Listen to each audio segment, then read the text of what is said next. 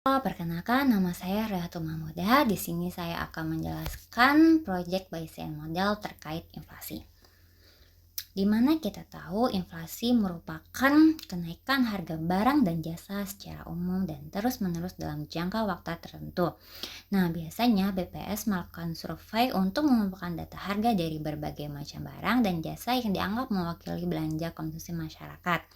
Dalam proyek ini, kita ingin memprediksi inflasi dengan memperhatikan faktor-faktor lain. Pertama, metode yang kita gunakan adalah regression atau polynomial regression. Nah, di sini fungsinya adalah sebagai berikut, di mana model regresi yang baik adalah memiliki nilai residual yang terdistribusi normal.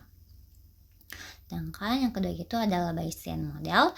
Dengan menggunakan teorema Bayes dapat dilakukan inferensi tentang parameter yang tidak diketahui berdasarkan data yang diperoleh dan pengetahuan awal yang dimiliki. Nah, berikut adalah istilah-istilah yang akan digunakan dalam Bayesian model. Yang pertama itu adalah prior probability, yang merupakan keyakinan awal atau distribusi probabilitas sebelum diperolehnya data tambahan. Nah, biasanya prior ini merefleksikan pengetahuan atau keyakinan awal kita tentang parameter yang sedang dipelajari. Value-nya ini bisa diperoleh dari penelitian sebelumnya. Yang kedua merupakan likelihood, yaitu distribusi probabilitas dari data yang diberikan parameter. Nah, likelihood ini memberikan informasi tentang sejauh mana parameter dapat menjelaskan data yang diamati. Dan yang terakhir merupakan posterior probability. Di sini merupakan distribusi probabilitas yang diperbarui setelah menggabungkan informasi dari prior dan likelihood. Posterior probability ini menggambarkan keyakinan terhadap parameter setelah memperhitungkan data yang diamati. Ini merupakan rumus-rumus dari Bayesiannya. Untuk dataset yang kita gunakan yaitu terdapat 3 variabel. Yang pertama inflation, yaitu tingkat inflasi di Indonesia. Yang kedua BI rate, tingkat suku bunga Bank Indonesia. Dan yang terakhir ada IHS, yaitu indeks harga saham komposit di Bursa Efek. 3 variabel ini merupakan variabel continuous. Sebelum melakukan modeling, ada baiknya kita melakukan exploratory data analysis. Dalam data analysis ini, tahap pertama yang kita lakukan adalah cek kualitas data dengan melihat missing value atau duplikasi ya. Nah, karena tidak ada missing value dan duplikasi, maka analisis dapat kembali dilanjutkan. Tahap kedua adalah eksplorasi data. Dalam tahap ini perlu melihat distribusi masing-masing variabel atau univariat, atau juga bisa melihat outlier dan hubungan antar variabel atau bivariat. Berikut merupakan distribusi untuk inflasi, BI rate dan juga IHS. Dapat kita lihat ya bahwa ketiga variabel ini pun terdistribusi normal. Berikut adalah box plot untuk inflasi. Di sini kita tidak terlihat ada outlier di inflasi.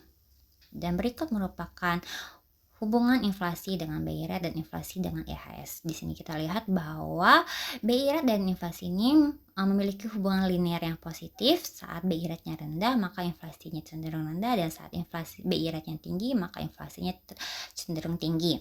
Sedangkan IHS dan inflasi ini mempunyai hubungan yang linear yang negatif. Saat IHS-nya rendah, inflasi cenderung tinggi, sedangkan saat IHS tinggi, inflasinya cenderung rendah. Kita masuk ke daya model. Nah, initial model ini diawali dengan model yang sederhana, yaitu linear regression. Ini model functionnya dan juga distribusinya sebagai berikut. Untuk result modelnya itu sebagai berikut. Di sini kita lihat tabel bahwa effective sample size yang digunakan untuk alpha, beta, dan sigma itu ada di angka 2.600 sampai 3.500. Yang kita tahu bahwa untuk model ini terdapat 2.000 dikalikan 4 change, maka terdapat 8.000 sampel. Nah, berarti untuk sampel yang digunakan untuk alpha, beta, sigma itu baru seperempatnya aja. Namun kita dapat bilang bahwa model ini berjalan dengan baik dilihat dari R-hat-nya.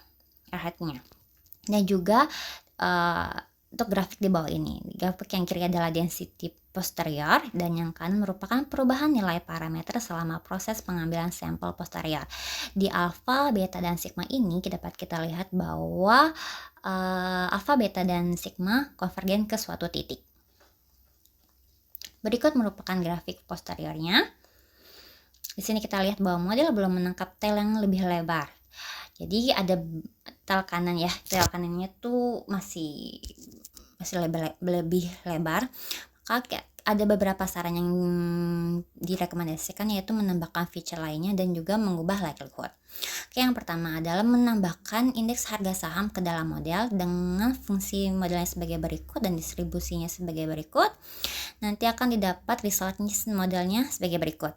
Di sini effective sample size-nya itu mendapat peningkatan yang awalnya di angka 2.600 sampai 3.000-an, di sini 3.000 sampai 4.500.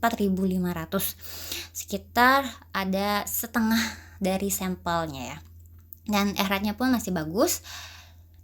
Kalau kita lihat dari grafik alpha, beta BI-rate, beta IHS dan sigmanya, keempat parameter ini converging ke suatu titik. Berikut untuk grafik posteriornya. Di sini terlihat tidak ada perubahan yang signifikan pada grafik posterior dengan penambahan feature si IHS ini. Karena tidak ada perubahan yang signifikan, kita coba lihat di perubahan likelihood-nya. Nah, sebelumnya kan menggunakan likelihood distribusi normal. Karena kita ingin memperpanjang tailnya, maka likelihood-nya diubah menggunakan distribusi student tail. Nah, dari sini ini merupakan functionnya dan distribusinya. Result modelnya sebagai berikut. Di sini untuk efektif sample size-nya itu lebih besar dibandingkan kedua model sebelumnya, yaitu di angka 3.000 sampai 5.000 ya, bahkan lebih dari setengahnya. Dan R-nya tetap 1. Dan untuk ini merupakan grafik untuk alpha, beta BI-rate, beta IHS, sigma, dan U-nya. Itu mereka konvergen ke suatu titik. Sedangkan untuk grafik posteriornya, di sini karena kita mengubah likelihood-nya dari normal ke distribusi student T, perubahan likelihood-nya menyebabkan distribusi posterior terlihat memiliki tail yang lebih panjang. Hal ini disebabkan oleh pemilihan distribusi student T pada likelihood. Karena distribusinya masih belum terlalu bagus, coba kita mengubah fungsi yang awalnya linear menjadi quadratic form. Gitu.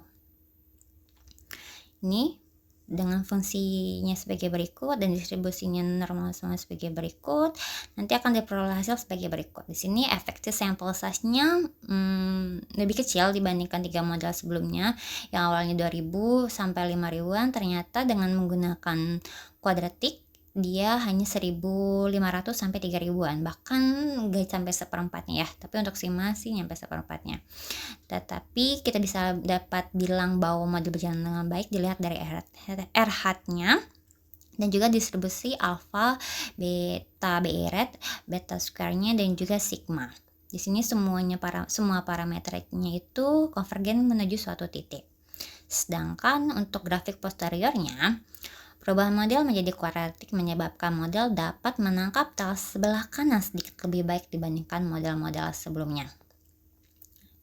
Untuk evaluasi modelnya, dari keempat model ini dapat kita lihat bahwa model yang terbaik itu merupakan model 4, yaitu model kuadratik. Dilihat dari nilai WAIC-nya itu lebih rendah dibandingkan ke 3 model lainnya. Di sini untuk model 4 itu WAIC-nya 637, sedangkan model lainnya itu lebih tinggi, ada 648 sampai 672.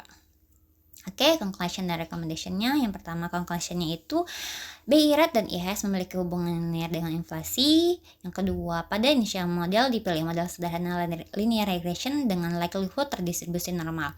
Walaupun model bekerja dengan baik karena nilai parameter menuju nilai tertentu dan low correlation, namun model belum menangkap tail yang lebih lebar. Selanjutnya, tidak ada perubahan signifikan pada grafik posterior dengan tambahan feature. Yang keempat, perubahan likelihood menyebabkan distribusi posterior terlihat memiliki tail yang panjang. Yang kelima, perubahan model menjadi kuadratik menyebabkan model dapat menangkap tail sebelah kanan sedikit lebih baik dibandingkan ketiga model lainnya. Yang keenam, model kuadratik menjadi model dengan performa terbaik dengan WAIC terendah. Untuk next experiments-nya, yaitu dari hasil eksperimen diperoleh 4 model yang dapat digunakan untuk Bayesian model averaging. Berikut referensinya. Sekian dari saya, terima kasih.